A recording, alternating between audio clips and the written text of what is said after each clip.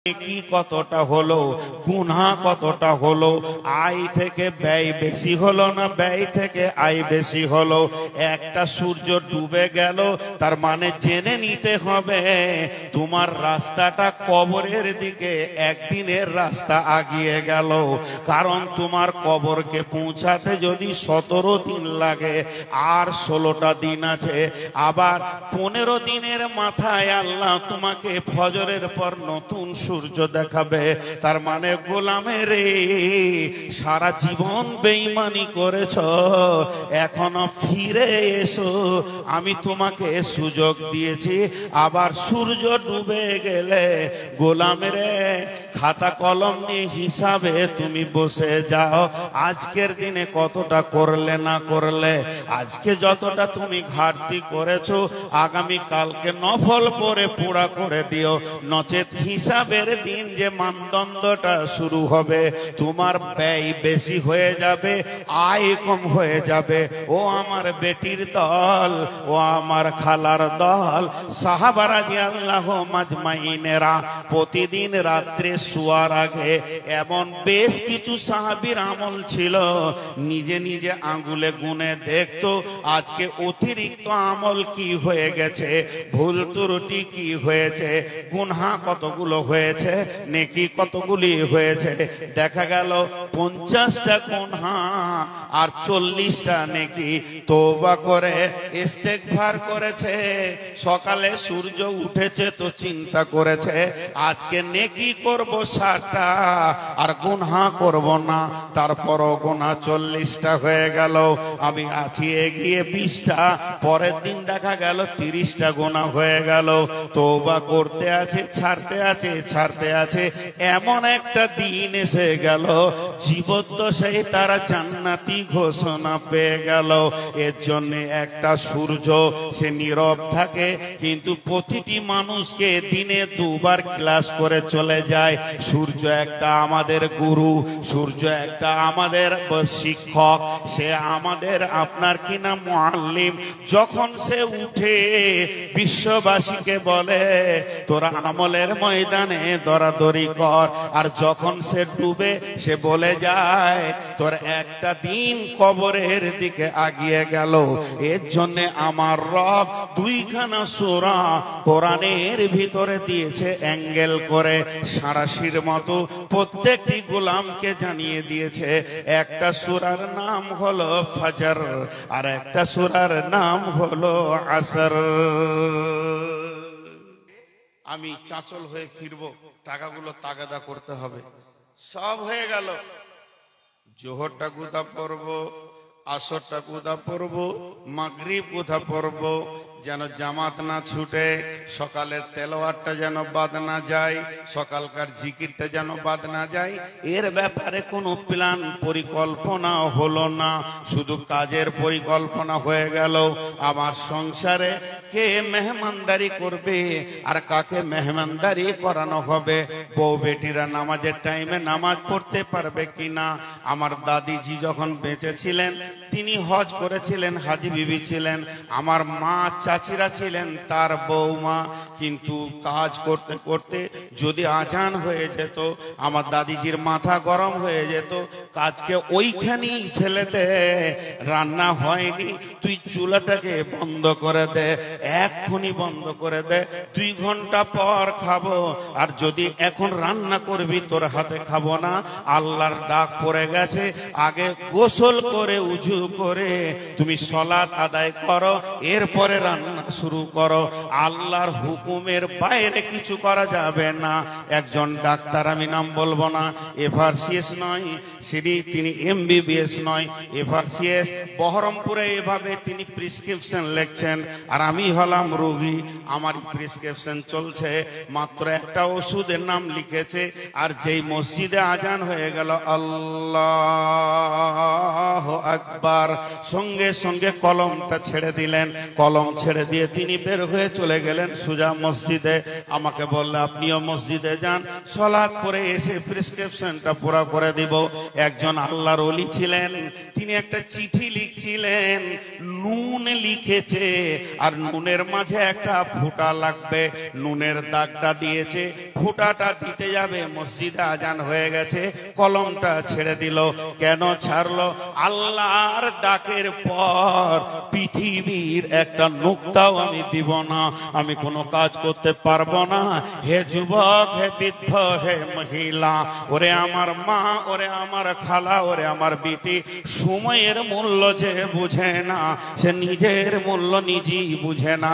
সে সময়কে হারিয়ে দেয়, সে নিজেকে হারিয়ে দেয়। যে সময়কে গলিয়ে দেয়, সে নিজেকে পচিয়ে দেয়। যে সময়কে ঠিক ঠিক ঠিক কাজে লাগায়, সে সব কিছু ঠিক কাজে লাগায়। এবার সন্ধ্যার সময় যখন মার্কেট থেকে মানুষ বাড়ি ফিরে, আসরের পর, ফজরের পর সবাই মার্কেট মুখী হয়, আর আসরের পর মার্কেট থেকে বাড়ি মুখী হয়। দুই সময় রোডে লোক বেশি দেখা যায়, একটা ফজর পর আর একটা আসর পর।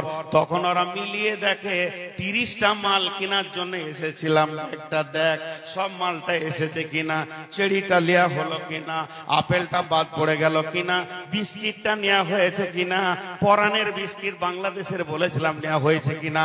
যেমন মিলিয়ে নেয়, আমার রব বলছে আসর পর তুমি যারা দিনের আমলটাকে একবার মিলিয়ে লাও, জোহরটা তাকবীরে ওলা হলো কিনা, আসরটা তাকবীর ফত হয়ে গেছে কি, তাহলে তুমি তওবা করার একটা সুযোগ পেয়ে গেছো। সূর্য তোমাকে জ্ঞান দিয়ে চলে গেছে, মানব কুল রে তওবায় বসে যা। সূর্য ডোবার আগে মাবুদের কাছে একবার কেঁদে নে, হে মাবুদ, তোমার দেওয়া জীবন, তোমার দেওয়া শ্বাস, তোমার দেওয়া আলো, তোমার দেওয়া চোখ, তোমার দেওয়া কিডনি, তোমার দেওয়া দেহ নিয়ে তোমার সঙ্গে বেঈমানি হয়ে গেছে। মাবুদের তওবা করছি, আর সময়ের অপচয় করব না। আল্লাহ কত গুরুত্ব দিয়েছেন সময়কে, সময় কেন্দ্রিক 2খানা সূরা দিয়েছেন এবং সময় কেন্দ্রিক কোরআনে আয়াত রয়েছে।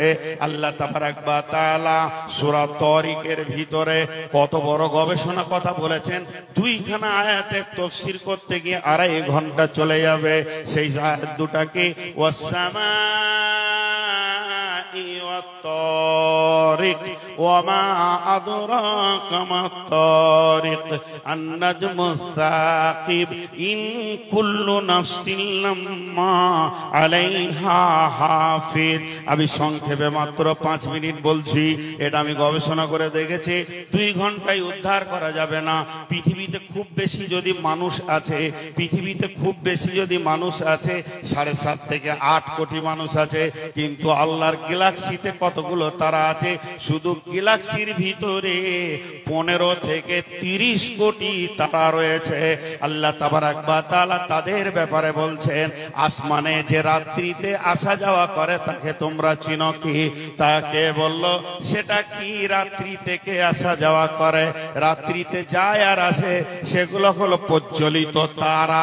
আল্লাহ তাবারাক ওয়া তাআলা বলছেন, কয়েকশো কোটি তারাকে, কয়েক হাজার বিলিয়ন কোটি তারাকে আমি ছেড়ে দিয়েছি। বিজ্ঞানীরা বলছেন এমন তারা রয়েছে আলোক বর্ষর দ্রুত গতিতে, পৃথিবীতে আলো এখন পৌঁছাইতে পারেনি, তারা চলে আসছে দ্রুত গতিতে। আর গ্যালাক্সির ভিতরে কয়েকটা ব্ল্যাক হোল পাওয়া গেছে, তার ব্ল্যাক হোলের বাংলা হচ্ছে গহ্বর, কালো অন্ধকার গর্ত। এই পৃথিবী থেকে 10 কোটি 15 কোটি 100 কোটি গুণ একটা তারা বড়। ওই রকম তারাগুলোকে কোটি কোটি সে কপ কপ করে গিলে ফেলছে।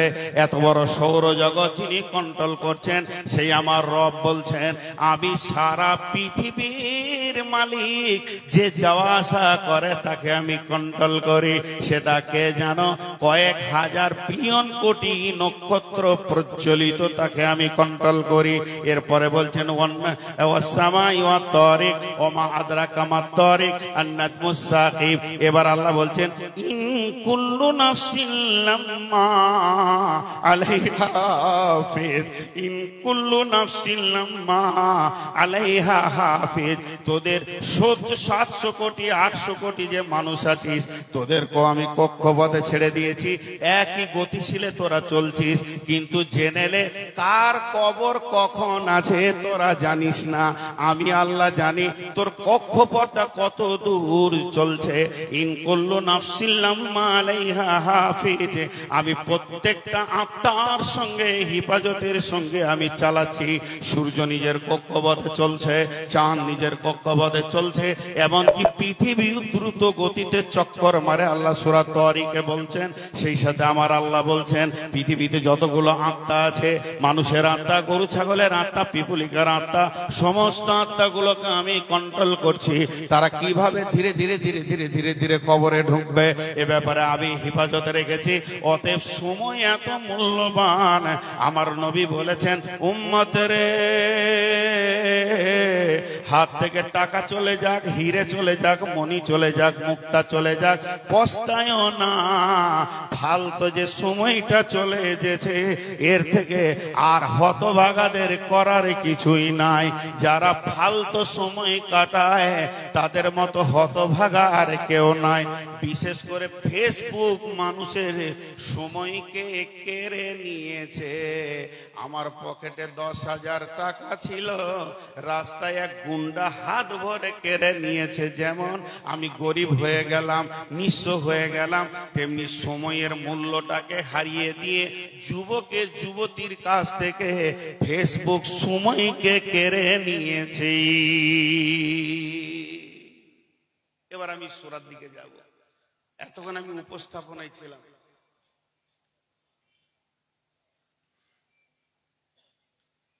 আল্লাহ কসম খেয়েছেন ফজরের। ফজরের অনেক মূল্য আপনাদেরকে বলেছি।